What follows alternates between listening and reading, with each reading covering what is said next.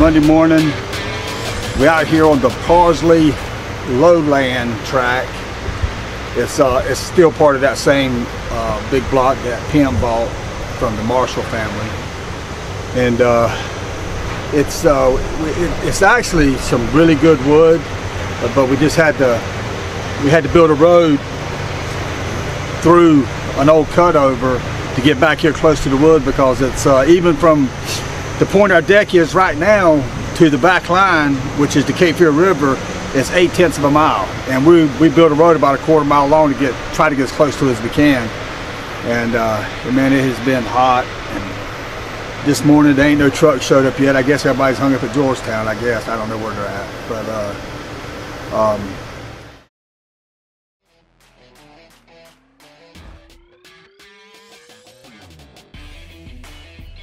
good morning.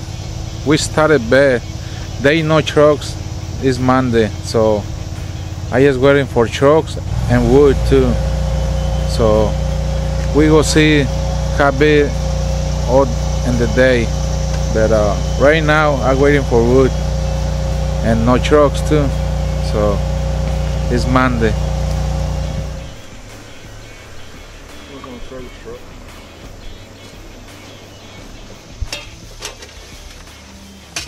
Morning guys, I'm Jason. Been out here with Bobby, going on about 4.5 months. Typical Monday morning in Logwoods. Skidder driver dropped the wood on this fitting right here, and I'm having a hard time finding one, but it's going to hold me up. Hope I can find one though.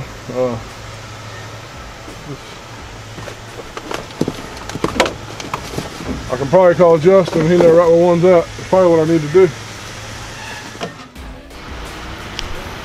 I know y'all guys have seen our Pepsi trailer.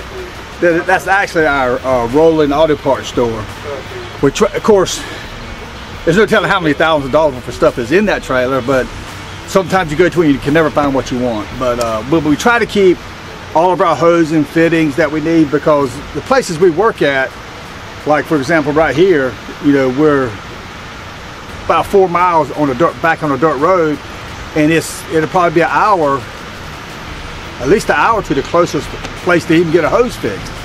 So I mean, like if you don't have that kind of stuff on hand, if you bust a hose, I mean that tractor's gonna be down 3 or 4 hours before you get it back running. Something my dad taught me years ago, but we try to keep everything that we think we're gonna have here in the trailer.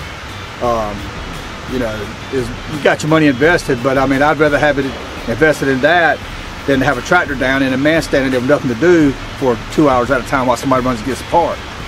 But we try to keep it stocked up pretty good, and just hope vandals don't get here and find it. But we've been lucky so far. The Lord's watched after us.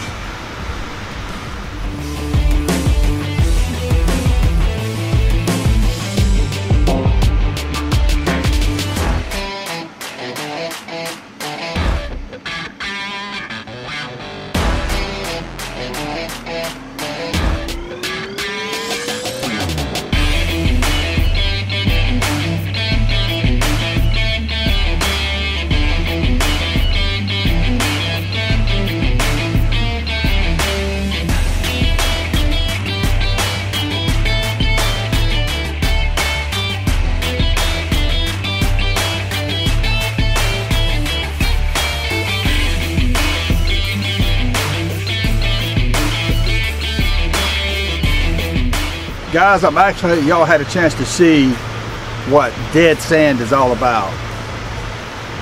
Which I got up here kind of at the tail end of it. When I pulled up on the job, the camp post truck was stuck in the sand.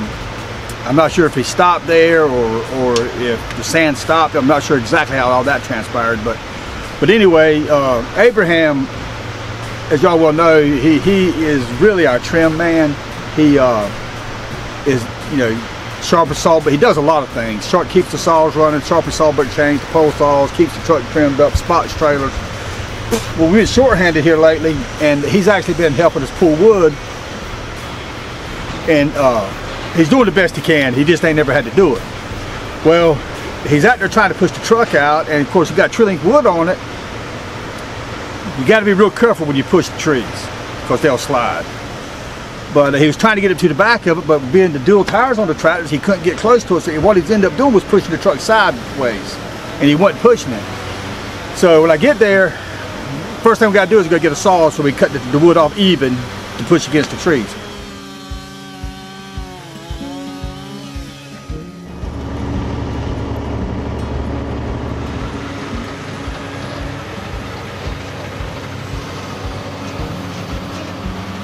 It had to be 30 years ago because I wasn't logging very long. And I had 548 John Deeres, and we had moved up to a place called Ammon, and it was dead sand, and we moved in there, loaded the first truck, and he comes out and gets stuck. And I didn't have enough tractors in the woods to push them out. We had two 540s and actually brought the track machine out, the little 493 John Deere track fella buncher, and we couldn't move the truck. And the whole time that we're pulling and pushing and screaming and hollering and written and raving, this farmer sitting on the tractor chewing on a straw watching me. And we end up having to go get the loader, bring the loader out, unload the truck, push the truck out, reload it to get him gone. And the farmer said, son, get you some straw put down there, you won't have to worry about that. I'm thinking to myself, I said, you know, this is a crazy old farmer right here. I mean, what's he putting straw down, you know? Never heard of that before. But being at my wit's end, and just spent a half a day trying to get a load of wood out, went and found some square bales of hay. And me and the guys, you know, took them, and, you know, of course, when the truck went out, there was a set of ruts there. We just filled the ruts in with straw. And believe it or not, the next truck came out, it hit that straw, and it never even slowed down. Mi nombre es Raúl, ahora apenas empiezo a trabajar, tengo un mes trabajando aquí con el Babi. Mi trabajo, me encargo de limpiar las ramas de los trailers, limar afilar las cadenas, meter las trailas. He say he's my brother, just started working for Babi. He say his job is limbing trucks and pulling the trailers, and he say got about a month started working here. ¿Te gusta manejar así alguna maquinaria o así? Sí, la lora con la que cargan los trailers. Oh, y está caliente, ¿no? Hace mucha calor. Sí, está muy caliente abajo. We talking about with my brother, asking they like running any equipment, and he say he like a lot. And asking his high, he say it's very high, especially in this time. Gracias por ver los videos y no olviden compartirlos. Thanks for watching the videos, and don't forget push the like and share them.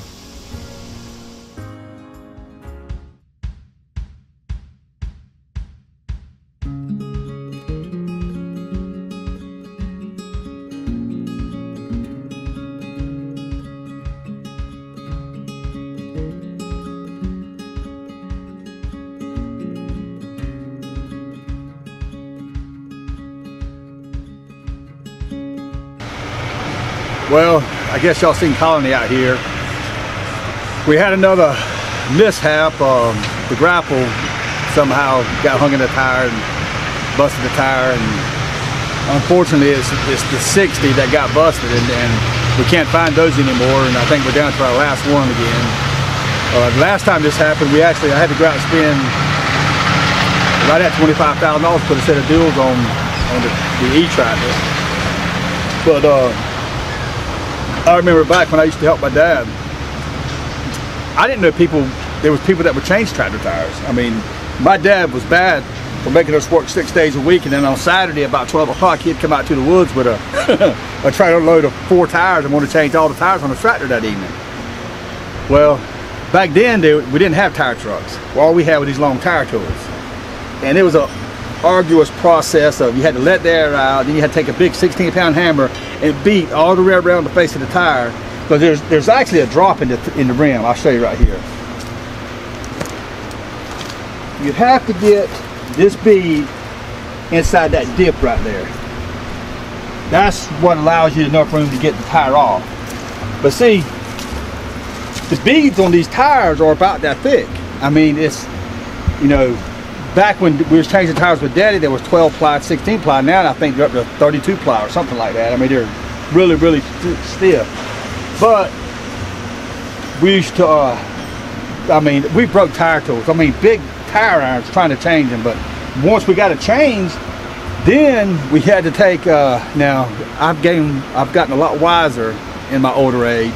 But back then we would take ether and actually spray about a half can of ether in the tire, plug the air hose up, and we'd have somebody over here with the hose crimped off, and we'd have us a trail of ether running down the front of the tire there, the face of the tire, and somebody light it, and when the tire exploded, it would blow it out where to catch on the outside of the rim right here, and then this guy over here, once he heard it pop, he'd let go of the air and blow the tire off. But we don't do that anymore. That's too dangerous. I'm too old. I don't like getting hurt. But now I finally found out that there's people that actually does that for a living, and although it's expensive, we will call them out here on occasion to help us change the tire now.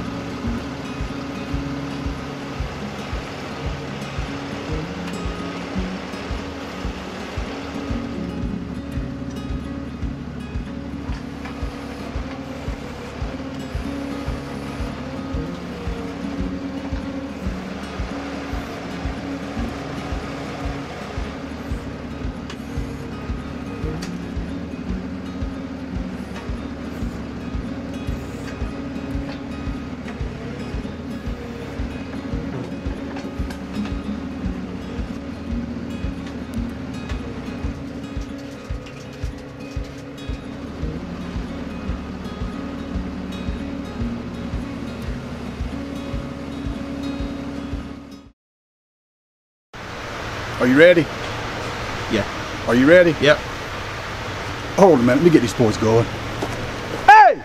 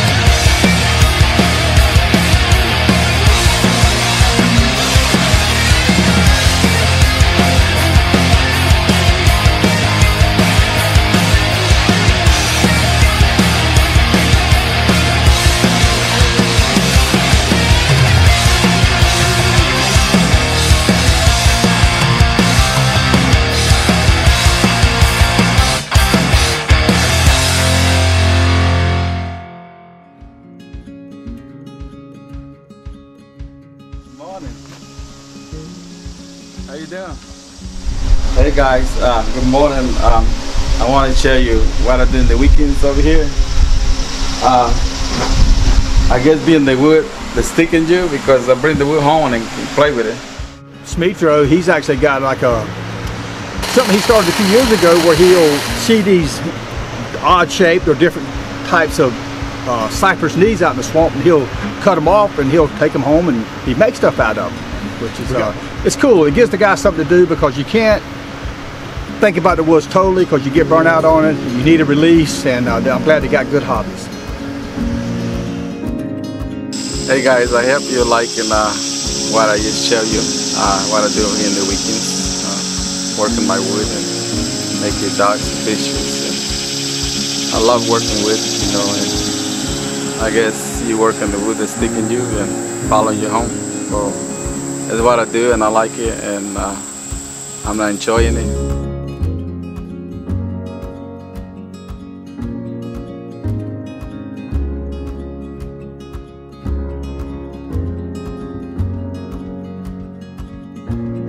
Well, we've been out here flying the drone. My name's David Robinson, by the way. I'm a forester for Corbett Timber Company. Been helping supervise Bobby, his main contact with the company, for 22 years. I've been with Corbett for 34 years, but day to day with Bobby for about 22. Been a great relationship, long term. But anyway, my reason for being out here today is that we've run into some serious beaver issues on this particular tract. It's large acreage, over probably 1,000 acres flooded by beavers, and we've been unable to this point to locate where those dams might be in order to alleviate that flooding. So anyway, we were able to make use of the drone that's out here, and we think we have pinpointed a place that we can actually go to and concentrate our efforts. Up to this point, we have hit or miss, walk around, wade waist deep, and still have not been able to locate these dams. But from the air with that drone, we've been able to find some locations where we can target, go to, hopefully tear those dams out and alleviate some of this water problem that's so bad for the guys in the woods. It would make things a whole lot easier for Smitro and the rest of the pulling tractors, shovel, if we can get that water down.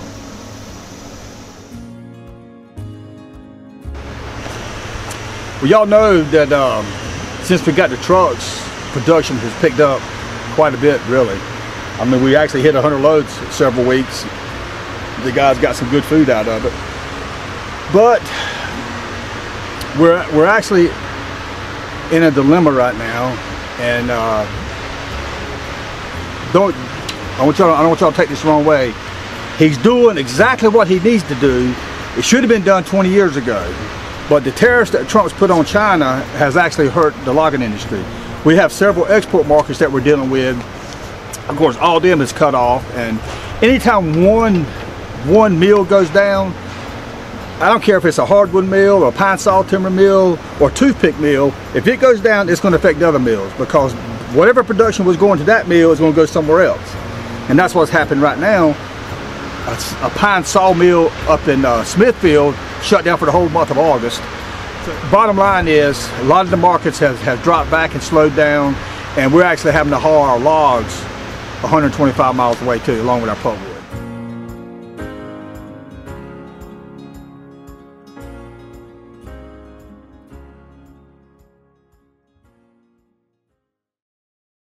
And I had reached over to the other side of the boat, and I was going to go ahead and take the blackfish off. So I took the blackfish off. Right. And you're good this way. And when I took the blackfish off, I laid the rod and reel behind me.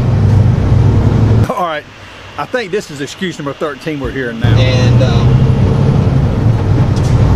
as I was still squatted down. Well, by that time, Bobo moved up, and he got on his driver's side, and the boat pitched to one side. So I started rolling across the floor. Well, I figured I could catch the cowling of the motor or something like that. And half of my body got off the side of the boat, and I said, okay, this is really going to happen. So I fell over into the water, got my phone drenched. I mean, it was like in the water for like 40 seconds or something like that, and I finally got it out, and of course it was okay. Then I lost my wallet on top of everything else, but it didn't take us a long time to find the wallet, so I was pretty lucky in that respect. Oh God. I mean, that was it deep? Yeah, it was deep. It was over my head. Oh shoot. Well, I'm glad it was deep, because I didn't want to feel that old murky mud up under there. Yeah. Daniel came up to me the other day, and I don't know if he knew I liked honey, but he actually had a little jar of honey, and he said it had come from his own hive, and I didn't even know he was keeping bees. But it just so happens that he started doing that a little while ago, and it was actually some really good honey. But we actually got another guy who started doing it too. I ain't going to mention who, but he's looking back at me. But I think it's cool that these guys has got unique hobbies. I mean, And I don't want to get stung. that'll help you prevent you from getting stung as much. But I guess once you get your bees in there and just monitor them and grow with them. You know, whenever they need more room, just add to it, and they should do pretty good for you. Well, so okay, let me get it straight now. What I can do is I got the deep box with the frames in there. Yeah. And do I just put the top on top of that and just start off like that, or do I mean, I don't know. Well, I guess once you have at least, you said you got 7 frames, so once it gets about 3/4 of the way filled, would probably be about 5 frames. You'll add another box on top of it. The same 7 frame setup you got, but that'll give them more room to grow up into. Therefore, you'll have a bigger colony. And then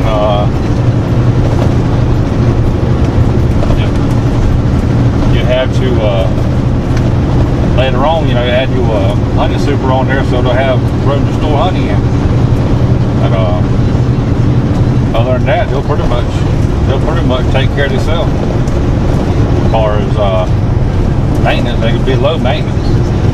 Yeah, that's what I need, low maintenance. Yeah.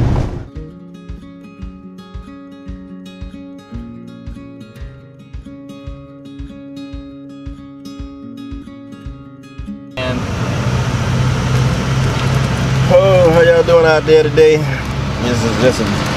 Just enjoying the hard life of being a truck driver, sitting here munching on some almonds, waiting my turn to get loaded.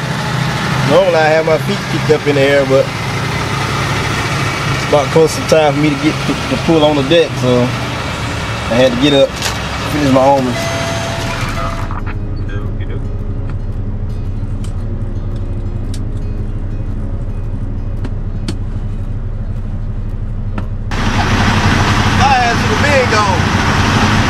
You look excited. Huh? You look excited. Excited? No, I ain't excited. I let the other truck load in front of me. Oh, did you? I was trying to wait for a short load, but it didn't come out. I ended up having to get a door in town anyway. That's what I want. I could have been halfway to the mill by now. Except for that dumbass decision.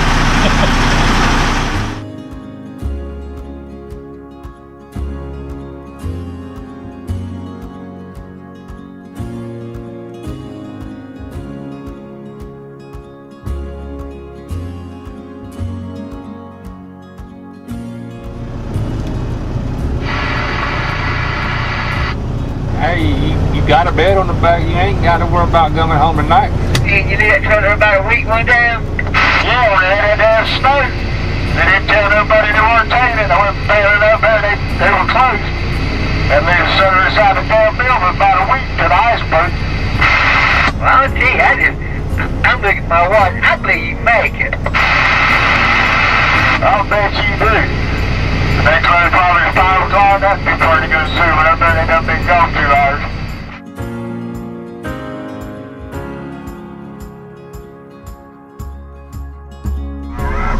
Yeah, it's about 2:30 in the day, about 2:50. Been up ever since about 1 o'clock. Me and Gary went to Georgetown this morning. We done got back. I've been to Parker Box. I don't know where he went at, but now we back to get another load of pulpwood to go to Georgetown. So, been a long time day. So right now I'm trying to get loaded. 3 trucks ahead of me. Get that load, drop and go home. Start again at 1 o'clock. So, gonna be another long day. But we gotta get it done while the weather's good.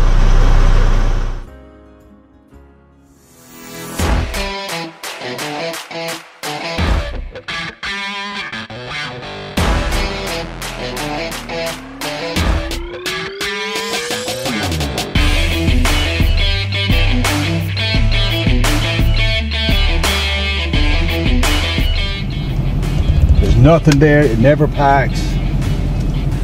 Because they come out of the bottom of the river. I mean, I guess it's good for something. It ain't good for. You have to mix it with something for the pack. Well, guys, I'm fighting them again, the Beavers. We've had a few run-ins with them. Actually, I've had a lot of run-ins with beavers over the 34 years I've been logging. You know, I've always cut wetlands and I've always had beaver issues. Today, I don't like walking, especially when it's hot. So I borrowed my son's Argo. We're going to take it and try to go in and try to find the beaver dam. The track we're on is absolutely beautiful wood, and anybody that lives here knows that we're just going through this bad drought. When we've had a few showers, you know, since then, but right here in the last few days. So there's no reason why the water should be deep in the swamp, and it is. Metro's having a hard time out there cutting. I mean, the water's over his tracks and he can't see the stumps after he cuts them, and he's having a hard time. And that's where you make a mistake and lose a tractor. I mean, you know, you could get hung on a stump or walk up on a stump sideways and the tractor go down. So what we're trying to do, and David's been looking, you know, we've had drones out here looking, and so I brought the Argo, but unfortunately we tried to go in there with the Argo, and I don't want to tear Justin's Argo up, but it was just too many, I don't know what the right word is, not bushes, little trees was in the way, and I kept running over those, and I couldn't get to where I wanted to get to with it. So we tried the drone, would work great. We could see the water where Smitro's cut, but unfortunately the leaves are on the trees, and it's a big area, nothing but water, but we can't see where the water's trying to go to, because once you get to the tree line, you lose the water. So we're kind of have a dilemma, but it's something that we're going to have to find them. Because I mean, we're going into, it's starting to have storms and stuff coming through now in late in the evening, so we got to find the water, because if it gets any deeper, we're going to have to move out. And this is a nice tract of timber. I don't want to leave it, not because of a beaver anyway.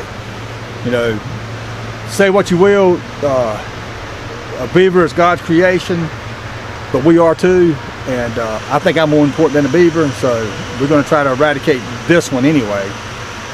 They have cost Corbett and Pim hundreds of thousands of dollars in these, I mean, wagon wheel red oak trees that have died. And there's a whole big area back there Smithy was telling me about that all the trees are dead.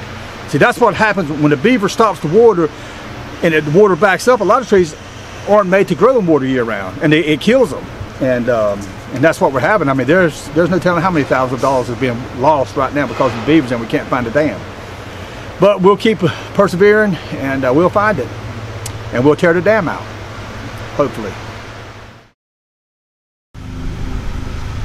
Guys, like always, you know what to do. Hit the like, share. Please give us comments. We like comments. And y'all wait for it now. We're going to find that beaver dam. And when we do, we'll let y'all see what happens to it. Thanks for watching.